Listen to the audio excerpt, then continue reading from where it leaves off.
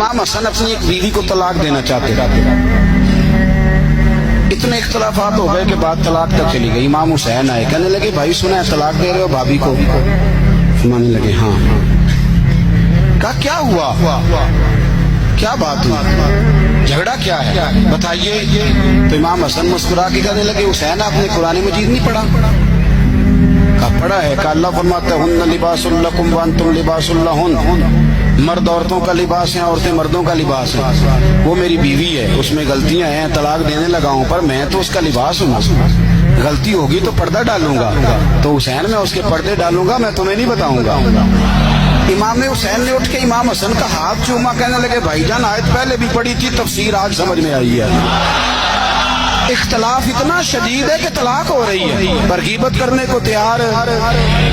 کچھ دنوں کے بعد امام حسن نے طلاق دے دی. تو امام حسین دوبارہ آئے, کہا بھائی اب آپ نے طلاق دے دی, ابھی بتا دیں اختلاف کیا تھا. تو امام حسن پھر مسکرائے, فرمانے لگے حسین وہ غیر محرم ہو گئی ہے, میں کسی غیر کی باتیں تیرے ساتھ کیوں کروں, غیر محرم بی بی کی. امام حسین نے اٹھ کے سینے سے لگا لیا, فرمانے لگے مجھے ناز ہے اللہ نے آپ جیسا بھائی عطا فرمایا ہے.